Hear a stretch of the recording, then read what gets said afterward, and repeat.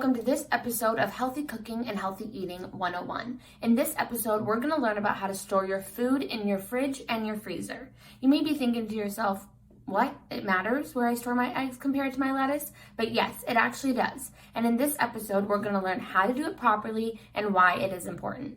One of the main reasons about why it is so important to store your food in your fridge and your freezer properly is because if you do it wrong, you can get food poisoning. Food poisoning is caused by eating foods that are contaminated. Symptoms can include vomiting, nausea, stomach cramps, and even diarrhea. These symptoms can start suddenly, several hours, or even days after you eat contaminated food. This is why it is so important to store your food properly in your fridge and your freezer. So remember, the main thing we're going to learn today is if you can't tell if a food is unsafe by its smell or taste, so you can't really tell if it's gone bad or not, what we have to remember to say to ourselves is, when in doubt, throw it out. So if you're not sure, it's always better to throw out the food in a responsible way, so hopefully using a compost so you don't get sick from food poisoning. Now that we've learned why it is so important to store our food in our fridge and our freezer properly, we're going to look at some diagrams of a fridge and a freezer and look exactly where the food goes in it. Feel free to pause the video if you want to look closer at the images. We're going to start by looking at the top left of the image where the freezer is. It says that it needs to be stored below 0 degrees Fahrenheit. This is also negative 17 degrees Celsius, so below that. Then it says we need to wrap and label our meat, fish, and poultry that you plan to freeze. Wrapping it is super important to make sure that it can stay uncontaminated and that it stays fresh. It is also important to put a label, normally the date of when you buy that item and put it in the freezer, so that you can tell how long it's been in the freezer when you plan to take it out to cook it. If we go right below that, we see the fridge. Here they say that the fridge needs to be stored at 34 degrees Fahrenheit to 40 degrees Fahrenheit. This is about -1 to 4 degrees Celsius. In our fridge, we're going to put at the very top our milk and eggs. Usually it should be stored at the back away from the door because it should be in the coldest part of our fridge.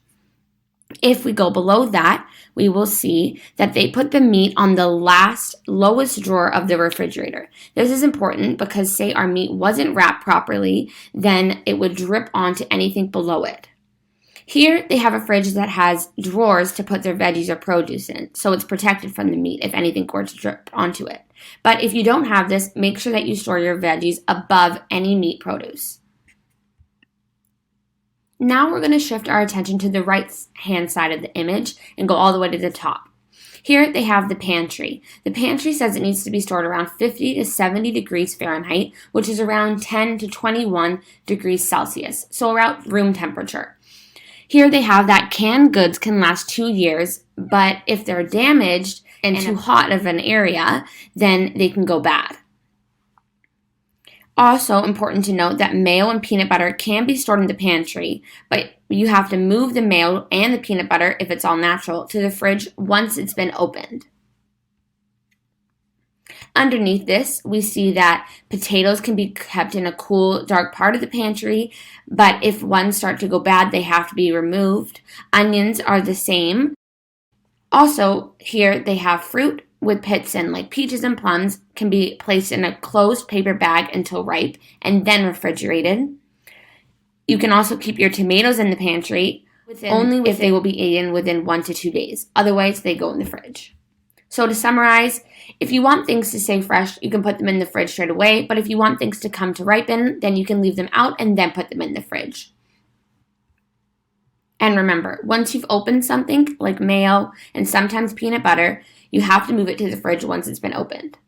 In this image, it goes over the expected fridge life when uncooked, cooking temperature, and cooking tips for certain foods, such as poultry, red meats, sausages, fish, seafoods, and eggs. I'm not going to go into too much detail here, so please feel free to pause the video and read through the information. What is super important about the last image you just saw is how long things can stay in the fridge and freezer for. So please go back, pause that video, and make sure you read that and know that information. Another super important thing I want to draw your attention to is what we call the temperature danger zone. This is why storing specific foods in certain temperatures, for example, the fridge, the freezer, the pantry, is so important. Once food is out of this temperature safe zone, it becomes the temperature danger zone, which is where bacteria can grow. And bacteria is the cause of food poisoning. Now we're going to go over some main things that I hope you've learned from this video. Number 1. The most important thing to remember is when you're storing your raw meats, your fish, your poultry, and your seafood, as soon as you get home from the grocery store, you put that into a cold environment because it needs to be cold. So either you put it into your fridge or you put it into your freezer. So remember, when we're putting things into our fridge and our freezer, we want to make sure they're sealed in a container or a plastic bag so none of the other raw juices from the meat can get out onto other food. This goes for both your fridge and your freezer. Number 2 is that fruits that have a pit inside them, like peaches and plums, can stay out on your counter until they're ripe and you want to put them in your fridge. But other fruits should probably go in your refrigerator so that they can stay nice and fresh.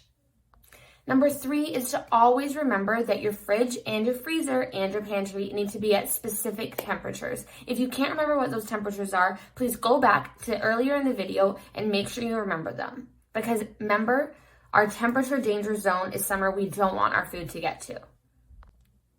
After this video, I really want you guys to feel more aware of where you should store food in your fridge, your freezer, and your pantry, and for how long and at what temperatures, and why this is so important to do so.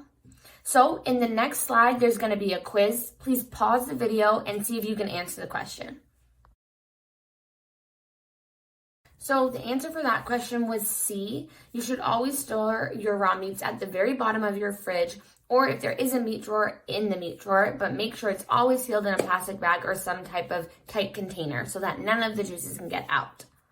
So I just wanted to thank you guys so much for listening to this video and for watching our whole video series. If you haven't seen videos before this, go back and watch the ones in the beginning, and also stay tuned for more videos to come. Thanks once again for watching, and from the Healthy Cooking and Healthy Eating team to you, we hope you have an amazing day and take care.